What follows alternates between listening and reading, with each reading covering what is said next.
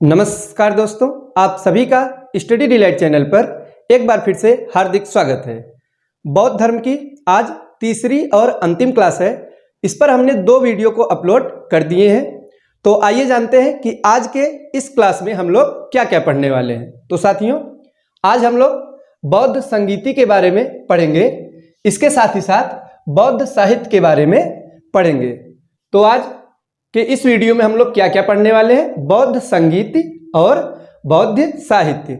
साथ ही साथ आज हम आपको बौद्ध संगीति से संबंधित एक शानदार ट्रिक भी बताने वाले हैं, जिससे कि बौद्ध संगीति के बारे में आप लोग आसानी से याद रख सकेंगे और कभी भी जल्दी भूलेंगे नहीं। तो चलिए साथियों, शुरुआत करते हैं। तो बौद्ध संगीति के बारे में सबसे पहले हम बात करेंगे। तो संगीति से आप क्या समझते हैं? तो बौद्ध संगीति यानी कि एक सभा के रूप में जाना जा सकता है। तो बौद्ध धर्म में 4 संगीतियों का आयोजन किया गया था। साथियों, अलग अलग समय पर अलग अलग स्थानों पर कुल 4 बौद्ध समितियों अथवा संगीति का आयोजन किया गया था। और यहाँ से जो परीक्षा में प्रश्न है, यहाँ से कई बार पूछे जाते हैं। कभी कभी स्थान के बारे में पूछा जाएगा, कभी अध्यक्ष के बारे में पूछ लिया जाता है, तो कभी राजा यानी कि शासक के बारे में पूछा जाता है कि किसके समय में किस बौद्ध संगीति का आयोजन हुआ या कहाँ पे आयोजन हुआ, अध्यक्ष कौन था। इन सभी के बारे में कई बार परीक्षा में पूछा जाता है। तो चलिए शुरुआत करते हैं। तो साथियों, कितनी बौद्ध संगीतियों के बारे में हमें आज पढ़ना है? तो कुल 4 बौद्ध संगीतियों के बारे में पढ़ना है। तो सबसे पहले हम देखेंगे कि पहली जो बौद्ध संगीति थी उसका आयोजन कब हुआ था। तो 4 से 83 बीसी में। बीसी से आप क्या समझते हैं? ईसा पूर्व। तो 4 से 83 ईसा पूर्व में पहली बौद्ध संगीति का आयोजन हुआ। कहाँ पे हुआ? तो याद रखिएगा, राजगृह में। कहाँ पे साथियों?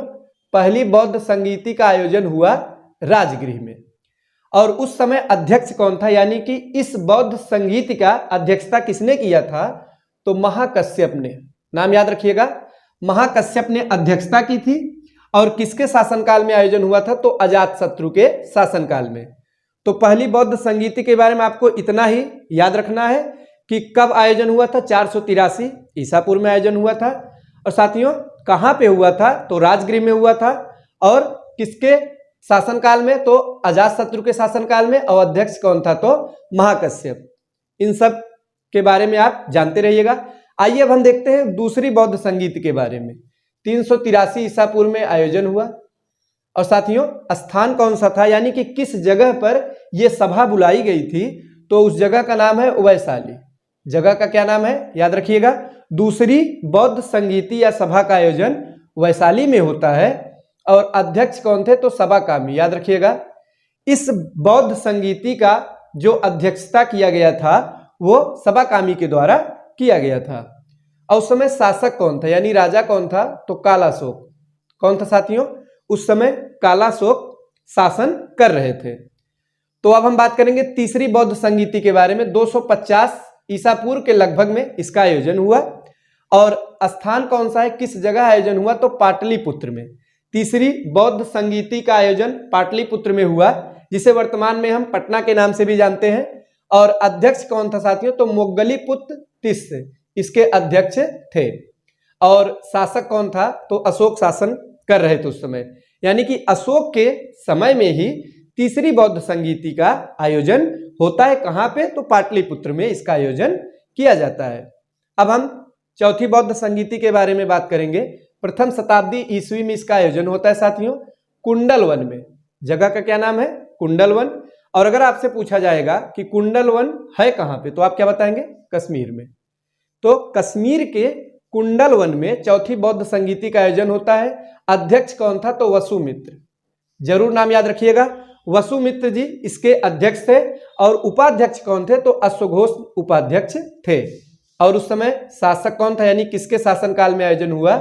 तो कनिष्क के शासनकाल में चौथी बौद्ध संगीति का आयोजन किया गया था। साथियों, अभी तक हमने बात किया कि चारों बौद्ध संगीतियों का आयोजन कहाँ पे हुआ, अध्यक्षता किसने की और किसके शासनकाल में आयोजन किया गया। अब आइए हम इन्हीं चारों बौद्ध संगीतियों के बारे में एक ट्रिक के माध्यम से समझते हैं। बहुत ही शानदार ट्रिक है, आसान सा ट्रिक है, आप सभी को एक ही बार में याद हो जाएगा। वो ट्रिक कौन सा है? तो वो ट्रिक है कि राजा महाराजा आजा, विष सबका काल है, पटाओ मत आशिक, कुंवर वसु कंगाल है। तो साथियों यही वो ट्रिक है जिसके माध्यम से हम चारों बौद्ध संगीतियों के बारे में समझने वाले हैं। तो ट्रिक का नाम क्या है? राजा महाराजा आजा, विष सबका काल है, पटाओ मत आशिक, कुंवर वसु कंगाल है। आइए हम एक एक शब्द से समझते हैं कि कैसे इससे हम कोरिलेट करेंगे चारों बौद्ध संगीतियों को। सबसे पहली लाइन है राजा महाराजा आजा।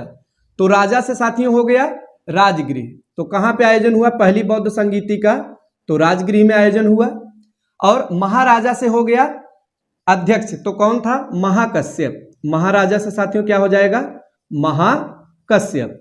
आजा से क्या तात्पर्य है? आजा से अजातशत्रु, यानी उस समय राजा कौन था साथियों? तो अजातशत्रु उस समय शासक थे। तो ये पहली जो लाइन है वो पहली बौद्ध संगीति के बारे में बताती है।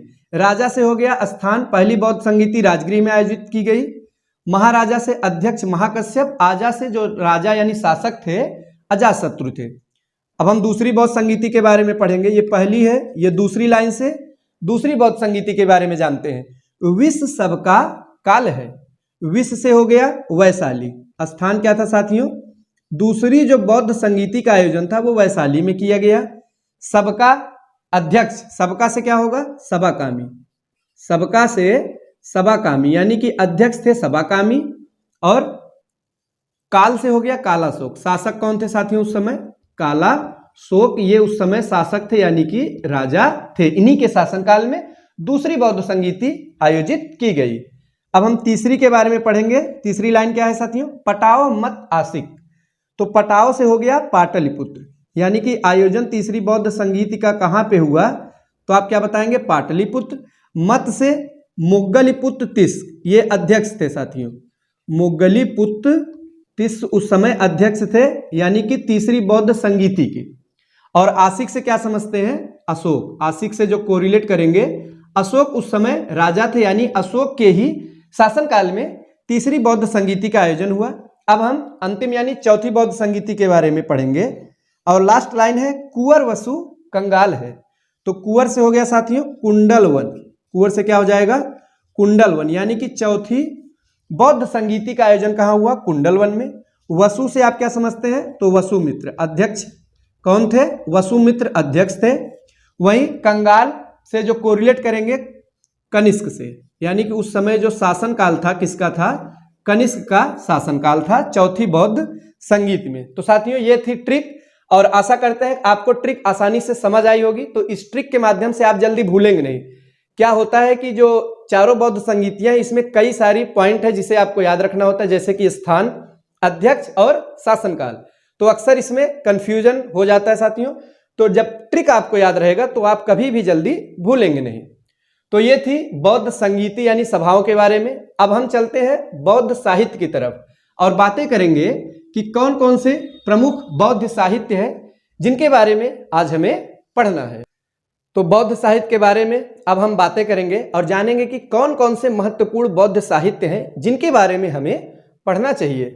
साथियों साहित्य ही है जिनके माध्यम से हमें बौद्ध धर्म के बारे में जानकारी मिलती है। तो सबसे पहले हम जिस साहित्य के बारे में पढ़ेंगे वो है त्रिपिटक। बहुत ही ज्यादा महत्वपूर्ण है। बौद्ध धर्म में त्रिपिटक का विशेष महत्व है साथियों। तो त्रिपिटक जैसा कि शाब्दिक अर्थ से आप समझिए, त्रिपिटक में एक संख्यावाची शब्द है त्रि। त्रि से मतलब क्या होता है? तीन। त्रि का मतलब हो गया तीन। तो तीन यानी कि तीन पिटक है साथियों। बौद्ध धर्म में तीन पिटक ग्रंथ है जिन्हें त्रिपिटक कहा जाता है। और पिटक यानी होता है पिटारा। तो अब हम देखते हैं कि त्रिपिटक जो ग्रंथ लिखे गए हैं वे किस भाषा में लिखे गए हैं। यह प्रश्न भी परीक्षा में बनता है। तो याद रखिएगा उस समय पाली भाषा का प्रचलन था साथियों। तो त्रिपिटक किस भाषा में लिखे गए हैं? तो आप लोग बताएंगे पाली भाषा में लिखे गए हैं। और वे तीन पिटक कौन कौन से हैं आइए जानते हैं। पहला है सुत्त पिटक, दूसरा है विनय पिटक, तीसरा है अभिधम्म पिटक। तो बताइए तीनों पिटकों के नाम। तो सुत्त पिटक, दूसरा विनय पिटक, तीसरे नंबर पर अभिधम्म पिटक। अब हम एक एक पिटक के बारे में बात करेंगे कि सभी पिटकों में किसके किसके बारे में वर्णन मिलता है या क्या क्या जानकारियां दी गई है। सुत्त पिटक में क्या है? तो बुद्ध के उपदेशों का संग्रह है। किसके उपदेशों का संग्रह साथियों? तो बुद्ध के, गौतम बुद्ध ने जो उपदेश दिया है, तो इनके उपदेशों का एक संग्रह है किताब में, उसका नाम है सुत्त पिटक। दूसरा है विनय पिटक, इसमें क्या है, संघ के नियमों का संग्रह। संघ यानी साथियों जो बौद्ध भिक्षुओं के लिए संघ बनाई गई थी, उनके लिए कुछ नियम है, कुछ विधि विधान है, इन्हीं का संग्रह हमें मिलता है विनय पिटक में। अब अभिधम्म पिटक में क्या है, तो बुद्ध के दार्शनिक विचारों का संग्रह है। साथियों जो गौतम बुद्ध का दार्शनिक विचार है वो आपको कहाँ देखने को मिलेगा, तो इसी अभिधम्म पिटक में ही आपको देखने को मिलेगा। तो ये थी तीनों पिटक के बारे में संक्षिप्त जानकारी। अब हम बात करेंगे जातक कथा। तो जातक कथा के बारे में आप सभी जानते होंगे, सभी ने नाम जरूर सुना होगा। तो जातक कथा का बौद्ध धर्म में, बौद्ध साहित्य में विशेष महत्व है। तो इसमें मिलता क्या है साथियों, किसका वर्णन है, तो बुद्ध के यानी कि गौतम बुद्ध के पूर्व जन्मों की कथाओं का वर्णन ही जातक कथा है। तो जातक कथा में क्या है, गौतम बुद्ध के पूर्व जन्मों की कथा का संग्रह ही जातक कथा में देखने को मिलता है। अब हम बात करेंगे कुछ अन्य बौद्ध साहित्य हैं, इनके बारे में जानेंगे। महत्वपूर्ण है साथियों, परीक्षा में कई बार पूछे भी जाते हैं। तो एक ग्रंथ है, उसका नाम है बुद्ध चरित और सौंदरानंद। तो किसने लिखा है, अश्वघोष ने लिखा है, जरूर याद रखिएगा। तो परीक्षा में इस प्रकार से प्रश्न बनेगा कि बुद्ध चरित किसकी रचना है, तो 4 कवियों का नाम दिया जाएगा, तो आप क्या बताएंगे, अश्वघोष। साथियों बुद्ध चरित पूछे या सौंदरानंद पूछे, दोनों जो ग्रंथ हैं ये अश्वघोष की रचनाएं हैं, अश्वघोष ने इनकी रचना की है। नेक्स्ट है मिलिंद पन्हो, यह भी महत्वपूर्ण है साथियों। तो नागसेन की रचना है, किसकी रचना है, नागसेन।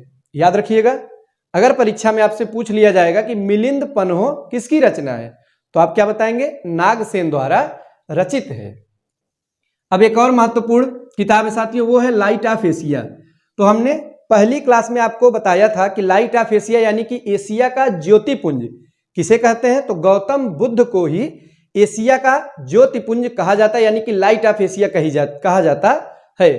अब लाइट ऑफ एशिया एक पुस्तक है, एक बुक है, लिखा किसने है ये हमें बताना है, तो एडविन अर्नाल्ड ने लिखा है। महत्वपूर्ण नाम है, जरूर याद रखिएगा।